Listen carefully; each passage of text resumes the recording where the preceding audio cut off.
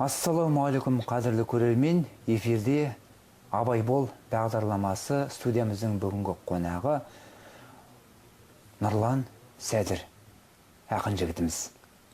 Енді абай танушы деп айтып жатамыз. Нұрлан, абай танушы белгілі бір ат төбеліндей ғалым, әдебиетшілер емес, жалпы қазақтың барлығы абай танушы болу керек деп ойлаймын. Өзімнің жүрегім, ойым. Біз абайды білу арқылы биіктейміз. Абайдың өмір сүрген заманы сонау ғасырда болса да, оның айтқан сөзі, білім мұрасы бізбен бірге, және бізден кейін де жасай беретін дүние. Осы орайда енді Мұхтар Әуезовтің шығармаларын, Абай жолын бірі басқа, одан бөлек Абайдың өзінен қалған өлеңдері мен әндерін, қара сөздерін оқып өстік. Біреулерін егжей-тегжейлі түсіне алмай жатырмыз. Оған адамның өмір сүру ортасы, тәжірибесі жылдар керек екен. Жылдар керек. Жылдарменен барып жаңағы бір сөздің мағынасы барып ашылады. Бала жаста, жас уақытта оқисың, жаттап аласың керемет қылып. Бірақ оның мағынасын бойлап бара бермейсің. Өмір тәжірибемен келеді екен. Осы орайда сізбен біздің тақырыбымыз Абайдың тағылымы турасында. Абай атамыз айтады ғой, бір жерде бірге жүрсең басын қосып, бірің сөзің сөйле, сөзің тосып деп жаңа бір-біріңді күтіп сыйлаңдар деген бағытта.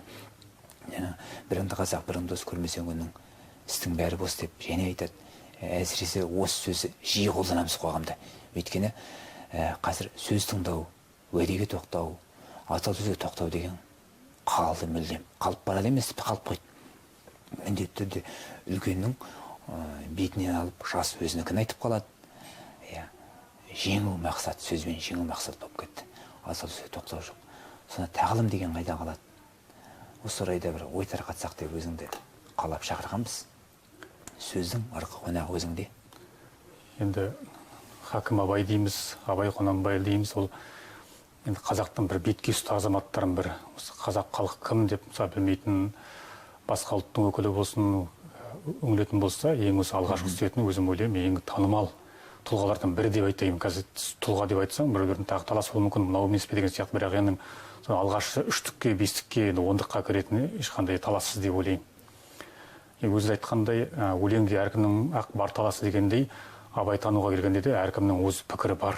Енді бұл тұрғыда енді кәсіп зерттеушілердің аты кәсіп зерттеушілер, Абай танушылар, олардың ой өресі бір бөлекте, бірақ басқа да адамдардың, басқа да әрбір тұлғаның өз абайы, өз білген, өз таныған абайы бар. Енді оның жасыратын ештеңесі жоқ. Кеңес кезінде ең қатты зерттеген Мұхтар Әуезовтің өзінің абайын тұтас қабылдауға болмайды. Себебі Мұхтар ағамыз қанша жерде мықты зерттеуші болғанмен, ол өзінің бір айтар ойын бәрін түгел жеткізе алған жоқ. Жеткізе алмаған себебі оның бір кемдігінен емес, керісінше кеңес үкіметінің тарлығынан. Цензура. Енді Мұхтар атамыздың өзі Абай туралы айтар ойын айтылмады. Керісінше кейде мысалы осы айтар ойының бір бөлігін ең маңыздысын беру үшін амал жоқ кейбір қате тұжырымдарды. Құрбандықтарға шалуға, жағымды кейіпкерлерді жағымсыз қылыпты. Жағымсыздың жағымдысын жағымсыз қылып салу, Құнанбай атамызды құрбандыққа шалып жіберді. Бұған ешқандай ренжіге айыпты болмайды. Егер дейтін Мұхтар ағамыз тіресіп тұрып алғанда, мен қалайда шын образды беремін, шын Абайды беремін дегенде, ол кітап мүлде шықпайтын еді. Өзінің өміріне қауіптен мүмкіндіктері. Өзінің өміріне қауіптен ең үлкені осы бізге мына Абай жолы деген кітап сығатын едік біздер. Сондықтан мен Мұхтар ағамызды ешқандай айыптау жоқ. Айтайын дегенім, бірақ енді тап осы кітапта жазылған Абай деп 100% қабылдауға тағы болмайды. Оны көзі қырақты оқырман бар, ғалымдар бар, айтып жатыр. Негізі шын өмірде олай болмаған, бұлай болған деп соған келісу керек, бірақ негізінде бұл өте үлкен сөйлемдік, тек қана бұл Абай жолы арқылы тек қана Абай атамыз емес, сол кездегі қазақтың бір тұтас бір пластын, қазақ қоғамын болып жатқан оқиғаларды, сондықтан Абай тану әрі қарай жалғасын таба беру керек. Сол кездегі оқиғаларға қарап отырып. Енді бірақ бір ой жамағым келеді, Нұрлан. Абай тану сабақтасу керек, жалғасу керек. Бірақ біз осындай тұлғаларымызды бүгінгі 21 ғасырда Абай адамзаттың Абайы деген сөз айтылды. Әлем мойындап отыр. осындай биік тұлғаны, тау тұлғаны аласартып алмай, қара байырландырып алмау жағын қарастыру керек сияқтымыз. Өйткені кейде пәнде ойменен абай анандай екен, абай мынандай екен деп өзінің деңгейіне, өзінен төмен деңгейге апарып қоятын сөздер, жағдаяттар бар. Осы орайда мүлдем өте сақ болу керекпіз. Абай ол абай қашанда. Әрине, бұл мысалы ана орысша сөз бар, екі крайность деген. Бір крайность, манағы сіз айтқан, ол өзінің деңгейіне түсіру. Мысалы, абай атамыз 2 келіншек алды, 3 келіншек алды, мен де сондай аламын, неге алмасқа деген сияқты. Сол кезде заманда өмір сүріп жатқан жоқ, сол абайдың ішінде жүрген жоқ, сондықтан бұл салыстырулар дұрыс емес, параллель деп ойлаймын.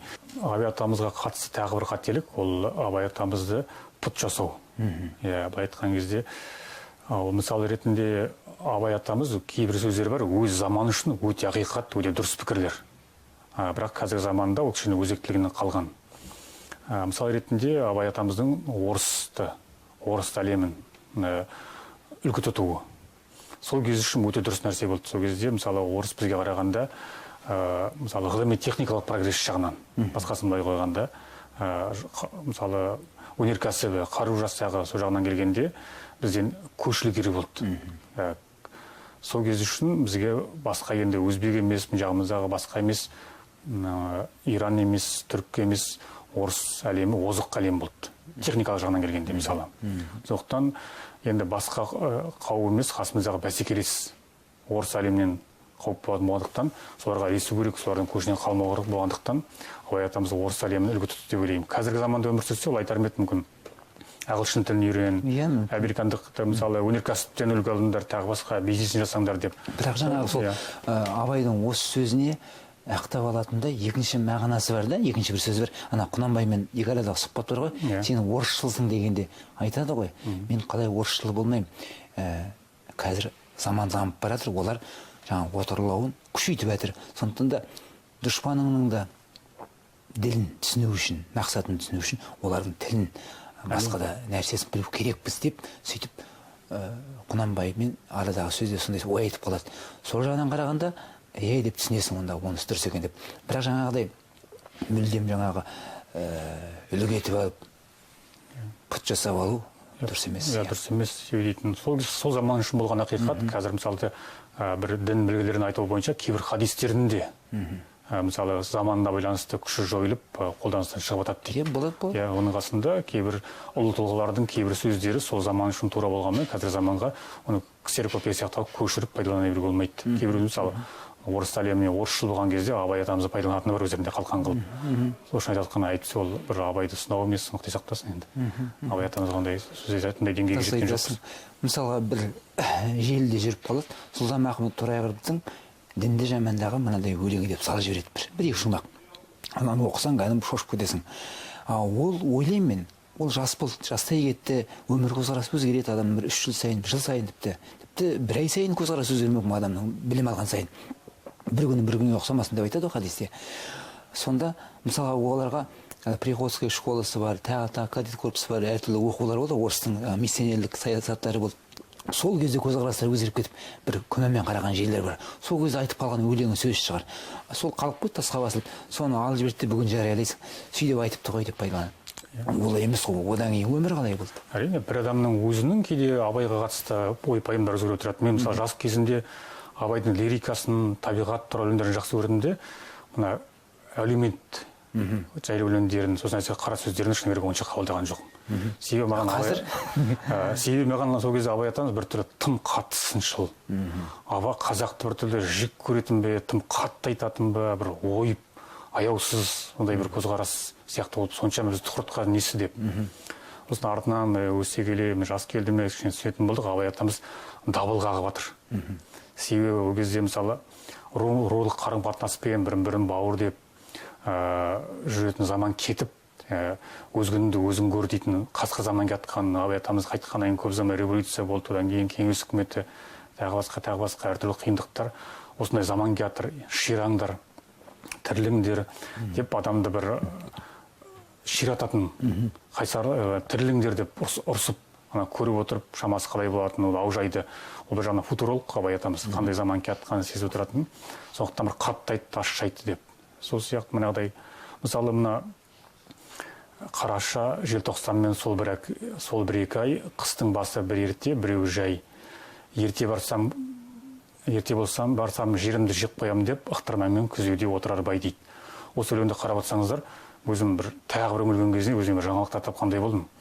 Мысалы, бұрында бұл өлеңді негізінен байды жазғыратын ғана өлең деп қабылдап келдім. Өзім басым солай қабылдап келдім. Қарап отырсақ, басында негізінде керісінше байға бұл комплимент. Ерте барсам жерімді жеп қоям деп, ықтырмамен күзеуде отырар бай. Керемет қой. Мен қазір ерте барып қойсам, алдағы рызығымды жеп қоям. Мысалы, мал қырылып қалады. Мал деген тек қана өзін емес, ол тек қана айналасын біраз кісіні асырайды ғой. Осын шөпті күту, экологиялық көзқарас бар, жерге қожайындық көзқарас бар. Абай атам арқылы мен керісінше сүйсініп отырмын. Екінші шумағына келетін болсақ, мен кедейдің өзі жүрер малды бағып, отыруға отын жоқ, үзбей жағып дейді. Сонда осы өлеңде кедейдің отыны жоқ, барып жарты қап қи сүмеңде жүріп, біткен кезде жалынышты көзбен қарап жүріп, байдан сұрап алады, ұрыспай берсе байдың үлкен мырзалығы дейді. Қарап отырсаңыздар, бұл жерде байда кедейді бірін бөтен кісілер емес. Қазақта ол кезде әлі ру болып отыратын, тайпа болып, ата болып отыратын шелер. Бұл неде болса бір аталас ағайын, ғай болғанда да рулас, тайпалас ағайындар. Осы тайпалас ағайынның арасының өзінде осындай қарым-қатынас суып батқан, бірін-біріне мейірім жоқтық екен көрсетеді, сақтандырады, бір-біріне сеніп, бұрынғыдай руға бұрында қалай болды, біреу жағдайға ұшырап жатса, руластар көмектесіп, ағайындар көмектесіп, қазірдің өзіне азайтып жатыр ғой. Негізі бір ет жақын ағайын болмаса, оған енді көретін жағдайымыз жоқ. Бұрын айтады ғой, орыстар сияқты болып кеттіңдер деп. Сол Абай атамыз сақтандырады. Кедейдің өзі отын жоқ дейді. Неге отын жоқ? Өзі кедейдің қамсыздығын санап отыр. Тек қана байдың өзіне емес. Өзі қазақтың даласы толған тезек. Соны мол қылып жинап қойса, ол байдан бар жарты қап тапсыра алатындай не бар? Ет сұраса түсінер едім мүмкін. Тағы басқа нан сұраса мүмкін түсінер едім. Отын. Бұл жерде жазады, және сол манағы жалшының әйелі бір сен қағып, шекпенін тігіп жатыр дейді. Сол шекпен жаз бойында не болды? Бұл жерде бұл өлең арқылы мен өзім ойлаймын, манағы нақты бір оқиғаны суреттеумен қатар келе жатқан бір қатал заманды, бір-біріне қараспайтын заманды келатқан, сондықтан бір ешкімге сеніп қалмаңдар, бай ағайын болсын, рулас болсын, өзі қамын өзің қыл деген бір дабыл қағу деп ойлаймын, солай қабылдаймын мысалы мен Абай атамыздың өлеңдерін. Осы өлең. Шынында да солай. Дабыл қағып. Әр өлеңінде. Бұл жерде бір байды сұмпайы, кедейде бір жағымды көзқарас, тапты көзқарас бар емес, басқаша қарайтын болсаң, бұл ағайынның арасы ажырап батқан, суып батқан, қазір де солай ғой, өз-өзіне ғана сенетін, негізінен алғанда енді бір қатты бір қиын жағдайда көмектесер, бір рет көмектерді. Ондай енді көмекті мысалы өзім алғасын біліп отырмын. Мен өзім мысалы үйім өртенген кезде ағайын туым емес, дос жағынан көмектесті. Басқа уақытта сен өз-өзіңе, өзіңнің қайратыңа, өзің күшіңе сол қазақты ширатып жатқан өлеңдер деп санаймын мен. Абайдың өзі де енді байдың баласы. Өзі де бай болды, дәулетті болды, мал болды. Жаңағы ағайын достың алдына мал салып берді. Тіпті бір ағайын ауылдас сол тобықты мекенін басқаруыма бау кеспе ұры болады ғой. Соны айтады ғой. Мен сенің бір нәрсені сатып алайыншы деп, не дейді, ұрлығыңды сатшы деп. Сонымен күн көріп жатқан бау кеспе ұры ұрлықты қалай сатады? Көзге көрінбейтін нәрсе, ол бір бойындағы өнер кәсібі. Ұрлығыңды қой десе қоя қоймайды ғой. Алдына мал салып беріп, төртлік мал, жаңағы жылқысы түйесі керек па, сиыр керек па, салып беріп, сонда өмірінің соңы болса керек. Абай атамыздың сөйтіп ұрлығын қойғанда жаман қасиетін қойғызып тұр, болысып. Ол да бір үлкен өнеге ғой бұл деген. Тек қана бір кісіге істеген көмек емес, адам түзелмейді десегенің кісінің тілін кесіремін деген, сол сияқты өзі нақты мысалмен көрсетіп отыр. Мал дәулеті бар кейбір азаматтар жаңағы жағдайы жоқ баланы көріп, соның оқуға түсіріп, грантын төлеп жіберсе, жаман әдеттен мысалға ол бір бұзақ болып кетуі мүмкін еді. Өзін ақтайтын бір себеп қалмайды. Сонда оған бір мүмкіндік беріп көтеріп жіберді. Жаңағы әрекет қой енді Абайдың әрекетінің бүгінгі күндегі жаңа өмірдегі көрінісі. Тағы да қандай тағылым? Абай атамыз мысалы кез келген мысалы өлеңіне мысалы қазір есейген кезде тағы қойып жүрмін ғой. Мысалы өсек, өтірік, мақтаншақ, еріншек, бекер мал шашпақ дейді. Мен сол мысалы өзім кеше түнде ойлап отырып 5 өлім деп атадым бұны. бес өлім. Иә. Бұл адам баласын өлтіретін, бойындағы малын не бәрін өлтіретін 5 өлім. Мысалы, өсек деген айтқанда ақиқатты өлтіру. Қазір мысалы ең көп пайдаланатын нәрсе ғаламтор, адамдардың қолына сотқа түспейді. Сол ғаламторда мысалы өсек ақпарат бар. Өсек ақпарат деген өтірік ақпарат емес. Өсек ақпарат деген айтқанда ешқандай саған беретін пайдасы жоқ, тәлім тәрбиесі жоқ. Мысалы орысша айтқанда пустышкалар, мысалы кімдер приколдар шетір толып кеткен. Қазақшасы жоқ сияқты приколдар, арзан күлкі. Иә, бірсеге босқа таң қалдыратын контенттер, адамда шоковый нәрсе дейді. Бір мәселе бір үлкен болып жатқан былық, қылмыс, тағы басқа. Сол бұл айтқанда бұл ақиқат, уақытты өлтіретін нәрсе. Уақыт дейтін адамда ең үлкен байлықтың бірі уақыт қой, уақытты өлтіретін. Енді өтірік дейді, түсініп тұр. Мысалы, манағы интернетте келетін болсақ, тағы да бір тар тақырыптан келетін болсақ, бұл фейк ақпараттар. Бұл және қазір өтіріктің өзі үлкен құрал болды. Қазір мысалы екі мемлекет қазір атын айтпай қойып соғысып жатыр. Сонда қарумен қатар ақпарат соғыс жүріп жатыр. Сол ақпараттың ішінде өтірікті шындай, шынды құдай ұрғандай қылып, өтірік ақпараттың өзі фейк. Фейк ақпараттар бұл үлкен құрал. Айналып айтқанда, кейде болмаған нәрсені болды деп айтудың өзі, мысалы, дұшпанына үлкен қару болып қолданып, идеологиялық ақпараттық қару, айтқанда қалай болғанда да оны мысалы тек қана дұшпан үшін ғана қолданғанда ғана ақтайтын шығар. Жалпы алғанда манағы өтірік ақпараттар бұл ақиқатты өлтіру. Манағы біріншісі уақытты өлтіру болатын болса, өсек бұл жерде өтірік деген ақиқатты өлтіру. Енді мақтаншақ деген адамның айтқанда өзін өлтіру сияқты. Мақтаншақтық деген. Мысалы, тіпті Инстаграм тағы басқа басында енді көрдік қой не екенін. Біздің көріп ағай кірмей тұр жеріп кеткен себебі, онда кірген бір көбінесе мақтаныш 100% емес. Ана суретін, мына суретін, байлығын не жеп атқан, не киіп атқан, немен жүріп атқан. Айтқанда бұл адамның бір өз табиғатын, айтқанда өзін өлтіретін нәрсе деп ойлаймын. Еріншек деген енді адамның Құдай берген қабілетін, энергиясын, мүмкіндіктерін өлтіретін нәрсе. Бұл да бір өлім. Сол қанша адам өзінің мысалы таланты, дарыны бола тұра, соны дамытпай, соны айтқанда бесігінде тұншықтырып, айтқанда сол мына еріншектікте бір өлімнің бір түрі. Енді мал шашпақ деген айтқанда ол сенің малыңды, дәулетіңді, ырзығыңды өлтіру. Жоқтан өз ойы, мысалы Абай атам мінағы өсек өтірік мақтаншақ, еріншек бекер мал шашпақ, 5 өлім деп атайын мен. Адамның мысалы физикалық, гуманитарлық, тағы басқа өзінің ар-ожданының бақында осы 5 өлім адам түгел өлтіреді. Осы 5 өлім, 5 дұшпан арқылы жаңа әлеуметтік желіні алып қарайық, қоғамды өмірді алып қарайық, қайнады. Абайдың бүгінгі ұрпақтары қалай өмір сүріп жатыр дегенге бір сипаттама, суреттеме шығады да, қайтып жатыр. Енді көп-көйде бірақ шашпайсың ғой, бар ғой, жақсылықтың қамымен жүрген, елдің қамымен, жердің қамымен, отбасының қамымен. Бірақ жаңағы жалпы ақпаратта сол бір айтқандардың көрініс беріп жатқан көрген кезде қиналасың. Иә, жалпы неге сау болмасқа, неге талпынбасқа жақсылыққа, бәрінде де үлгі-аларлық болып жатса, жаңа бір адамды біреу отырып алып даттайды, жамандайды, қалғандары отқа май құяды, тұқыртып. Иә. Кейде оның шындығы да бар шығар, бірақ жалпы алғанда қоғамның бейнесін көрсетті бүгінгі ауыр. Енді Абай атамызда тек бейіл емес, жалпы өмір бойы айтып үлгетуіміз керек қой, өзімізге алып, жаңағы сөздерінен қасиет алып, балаларымызға айта отырып, қазір енді Абай оқулары, Абай тану пәні енді деп жатыр. Ол ақпараттың қаншалық шындық екенін білмеймін, жалпы мектепке енгені жақсы ғой. Енгені дұрыс, бірақ сол Абайды оқытатын мұғалімдердің өзі бір дайындықтан өту керек. Өткенде мысалы ағылшын тілін енгіземіз ғой. Негізінде жалпы ағылшын тілінің дамығаны дұрыс ниет қой. Бұған біздер енді қолдаймыз. Бірақ соны асығыс үсігіс енгізу, тым құттай балаларға енгізу, мұғалімдер мектеп база дайын емес кезде енгіземін деу апыл-ғұпыл өте үлкен қателік болды. Сонымен бірге тілмен бірге мәдениеттің еніп кететіні бар ғой. Ана сатана Хэллоуин сияқты мейрамдары ол да еніп кетіп жатыр. Оны тойлай, жаңа асқабақтарды от қылып жағып бірдеңе пұтқа табыну деген сияқты балалардың санасын улап жатыр. Осындай нәрселерден өте сақ болу керек. Жапон сияқты істеу керек, иә. Мұғалім Иә. білікті, парасатты болу керек. Ол ұлтының қадір қасиетін, арғы бергі тарихын, әдебиетін білу керек.